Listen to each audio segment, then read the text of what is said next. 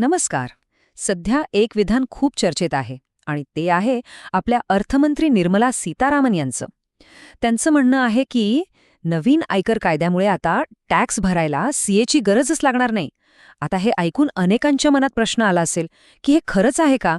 चला तर मग या मागचं नेमकं काय सत्य आहे ते समजून घेऊया. तर मग मुद्दा हाच आहे की नवीन आयकर कायद्यामुळे सीएची गरज खरंच संपणार आहे का, की यात काहीतरी वेगळं दडलंय? चला याच प्रश्नाचं उत्तर आपण आज शोधणार आहोत. आता ही सगळी चर्चा सुरू झालीये ती आयकर कायदा 2025 मुळे. याला डायरेक्ट टॅक्स कोड असंही म्हटलं जातंय आणि नावाप्रमाणेच सरकारचा उद्देश आहे की जुनी जी काही किचकट पद्धत होती ना ती बदलायची आणि सगळं सोपं करायचं. तुम्ही विचार करा, आपण तब्बल 60 वर्षांपेक्षा जुना कायदा वापरत होतो. हो, 1961चा कायदा. आता काळानुसार त्यात बदल तर झाले, पण त्याचा मूळ ढाचा तसाच गुंतागुंतीचा राहिला आणि म्हणूनच या नवीन, एकदम सोप्या कायद्याची गरज होती. ओके, तर जुन्या आणि नवीन कायद्यात नेमका फरक काय आहे तो इथे अगदी स्पष्ट दिसतोय. बघा, नवीन कायद्यात काय केलंय? किचकट कलमं सोपी केली आहेत, ITR फॉर्म्स सोपे केले आहेत, पण सगळ्यात मोठा आणि महत्त्वाचा बदल म्हणजे फायनान्शियल इयर आणि असेसमेंट इयर हा जो गोंधळ होता ना तो आता कायमचा संपणार आहे. म्हणजे आता फक्त एकच गोष्ट लक्षात ठेवायची, टॅक्स इयर, बस.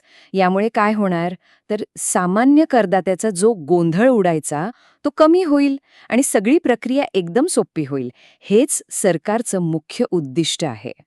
ठीक आहे, कायदा सोपा होतोय हे तर कळलं, पण प्रश्न हा आहे की या सगळ्या बदलांचा नेमका फायदा कोणाला होणार? म्हणजे सरकारने हे बदल करताना कोणाचा विचार केलाय? तर बघा, याचा सर्वात जास्त फायदा होणार आहे पगारदार लोकांना.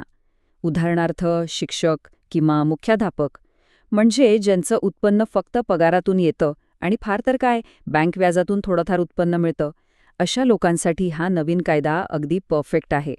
आणि खरं सांगायचं तर हेच या बदलामागचं मुख्य कारण आहे. सामान्य पगारदार व्यक्तीला इतकं सक्षम करायचे की त्यांना कोणाच्याही मदतीशिवाय अगदी सहजपणे स्वतःचा टॅक्स रिटर्न भरता यावा. बरं, मग आता नाण्याच्या दुसऱ्या बाजूचा विचार करूया. याचा अर्थ असा होतो का की आता सीएची गरजच उरणार नाही? तर तसं अजिबात नाहीये. मग प्रश्न उरतो की कोणाला अजूनही सीएची मदत लागणार आहे? आणि हा फरक या तक्त्यामध्ये अगदी स्पष्टपणे मांडलाय. डावीकडे बघा, जर उत्पन्न फक्त पगार आणि बँक व्याज असेल तर रिटर्न भरणं सोपं आहे, ते स्वतःही करता येईल. पण आता उजवीकडे नजर टाका, जर व्यवसाय किंवा धंदा असेल, शेअर बाजारात गुंतवणूक असेल, एकापेक्षा जास्त मालमत्तेतून उत्पन्न येत असेल किंवा मग टॅक्स ऑडिट लागू होत असेल, तर मात्र सीएची मदत घेणं खूप खूप महत्त्वाचं ठरतं. म्हणजे एक गोष्ट लक्षात घ्यायला हवी, ज्यांची आर्थिक गणितं थोडी गुंतागुंतीची आहेत त्यांच्यासाठी फक्त टॅक्स भरणं एवढंच महत्त्वाचं नसतं, तर योग्य टॅक्स प्लॅनिंग करणं जास्त महत्त्वाचं असतं. आणि हेच ते काम आहे जिथे एका सीएचं कौशल्य आणि अनुभव कामी येतो.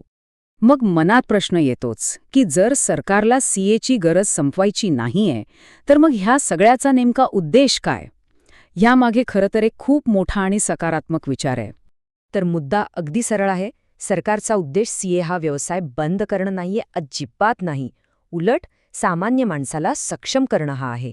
म्हणजे कसं की छोट्या छोट्या कामांसाठी त्यांना कोणावर अवलंबून राहायला नको, त्यासाठी ही सगळी प्रक्रिया सोपी केली जात आहे. आणि शेवटी हा एक महत्त्वाचा प्रश्न उरतोच. समजा टॅक्स रिटर्न भरायची प्रक्रिया सोपी झाली, मान्य आहे.